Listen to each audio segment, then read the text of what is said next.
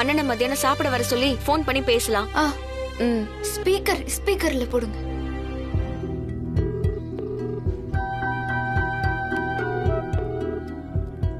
பாத்தியா தர்ஷினி, போன் எடுக்கல.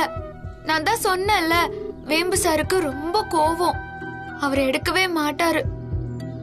பம்மி, என்னம்மா நீ குழந்தை மாதிரி அழுதுட்டு இருக்க? நான் போன் பண்ணா கண்டிப்பா எடுப்பாம்மா.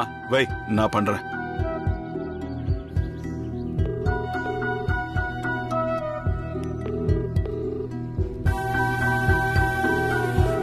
இது வரைக்கும் நீங்க போன் பண்ணி எப்பவாவது அவர் எடுக்காம இருந்திருக்காரா?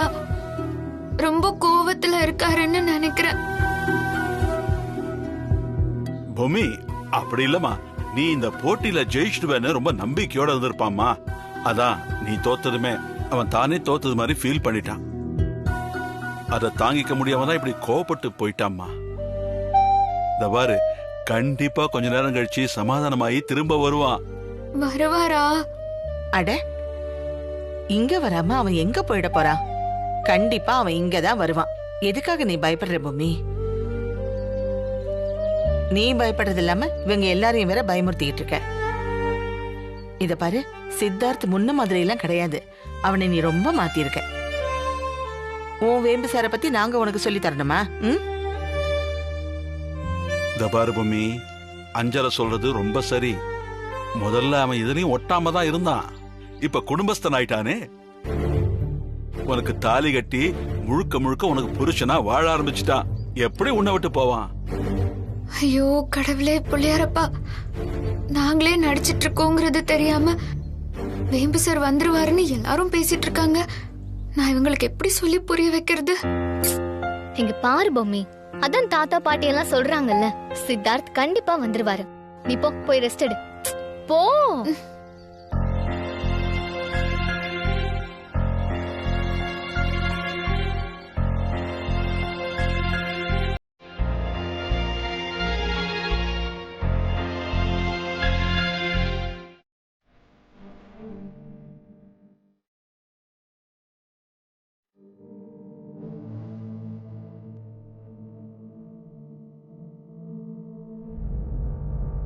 வேம்பு சார், ஏன் இப்படி பண்ணீங்க? நான் நம்ம குடும்பத்துக்காக தானே இப்படி பண்ணேன். அதை புரிஞ்சுக்காம இப்படி கோச்சுக்கிட்டு இப்படி பண்ணா என்ன அர்த்தம்?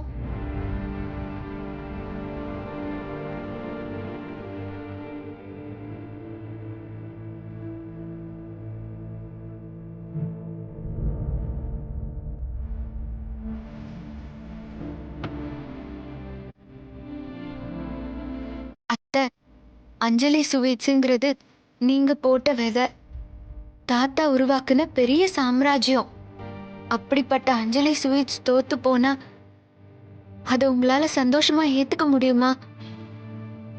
நம்ம குடும்பமும் அஞ்சலி ஸ்வீட்ஸும் தோத்து போறதுக்கு நானே காரணமா எப்படி அத்தை இருக்க முடியும்? அதுக்காக தானே நான் இப்படி பண்ணேன். நீங்களே சொல்லுங்க, நான் பண்ணது தப்பா? அத புரிஞ்சுக்காம உங்க பையன் கோச்சுக்கிட்டு எங்கேயோ போயிட்டாரு. அவர் எங்க போனாரு, எப்ப வருவாரு, எதுவுமே தெரியல அத்தை. எனக்காக எத்தனையோ சந்தர்ப்பத்துல நீங்க உதவி பண்ணிருக்கீங்க. இப்பவும் எப்படியாவது அவர் மனச மாத்தி வீட்டுக்கு கூட்டிட்டு வந்துருங்க அத்தை.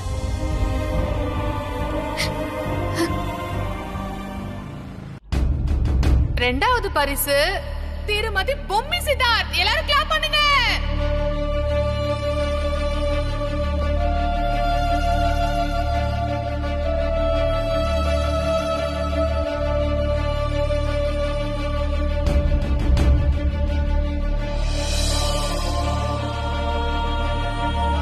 சுருக்கமா சொல்லணும்னா அவ நமக்கு விட்டு கொடுத்திருக்காடா. அதெல்லாம் இல்ல, அவ தோத்து போயிட்டா. அவளுக்கு ஸ்வீட் செய்ய தெரியல, அவ்வளவுதான்.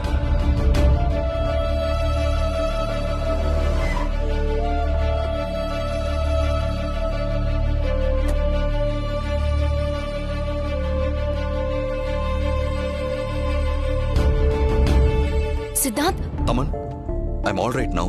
I'm fine. எனக்கு கொஞ்சம் தனியா இருக்க விடு. ஒரு ஃப்ரெண்டா உன்னை இப்படி ஒரு நிலைமையில விட்டுட்டு எப்படி சித்தார்த் என்னால போக முடியும்? நான் போக மாட்டேன். சித்தார்த், எல்லா வலிகளை விடவும் பெருசு நம்பிக்கை துரோகம் தான். 1000 தான் இருந்தாலும் பொம்மி உனக்கு இப்படி ஒரு நம்பிக்கை துரோகத்தை பண்ணிருந்திருக்கவே கூடாது. ஐம் சாரி, என்னோட பர்சனல் விஷயத்துல தலையிடுறேன்னு நினைச்சுக்காத. அந்த பொம்மிய நம்பி நீ இவ்ளோ பெரிய விஷயத்துல இறங்கி இருக்கவே கூடாது. ஏதோ ஒரு பழமொழி சொல்லுவாங்களே, மண் குதிரைய நம்பி ஆத்துல இறங்க கூடாதுன்னு.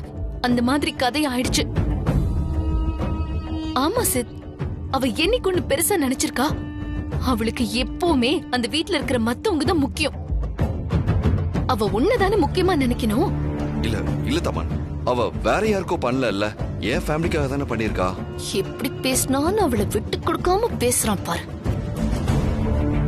எது இப்படியும் வீட்ல இருக்கிறவங்களுக்கு எதிரா நின்னு ஜெயிக்கணும்னு நீ ஒரு முடிவு எடுத்துட்டல. அதுவும் யாருக்காக எடுத்த? பொம்மிக்காக தானே எடுத்த.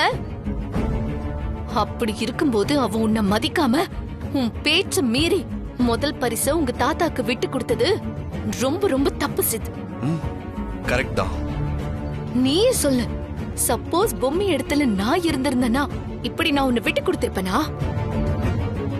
நீ என்ன சொல்றியோ அத நான் முக்கியமா நினைச்சு நான் அப்படியே தான் நடந்திருப்பேன் சித்.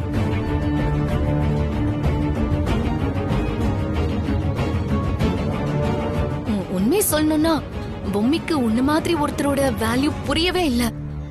உன் படிப்பு என்ன, உன்னோட அந்தஸ்து என்ன, உன்னை எவ்வளவு பெரிய கம்பெனி எல்லாம் கொண்டாடிட்டு இருக்கு.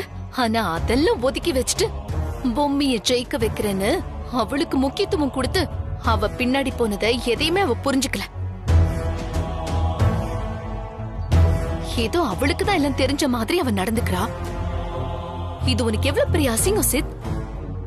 உங்க அப்பா வந்து உன்கிட்ட பேசும்போது எனக்கு அப்படியே உயிரை போற மாதிரி இருந்துச்சு. இதுக்கு மேலயும் நீ அவளுக்கு ரொம்ப இடம் கொடுத்த அவ வேற மாதிரி நடந்துக்குவா.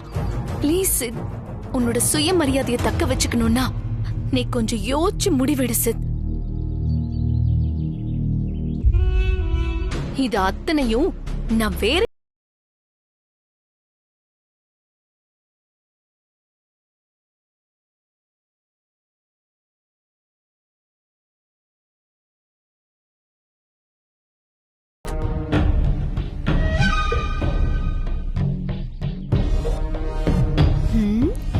கார் போற வேகத்தை பார்த்தாலே இன்னைக்கு பொம்மி அதோ கதிதான்.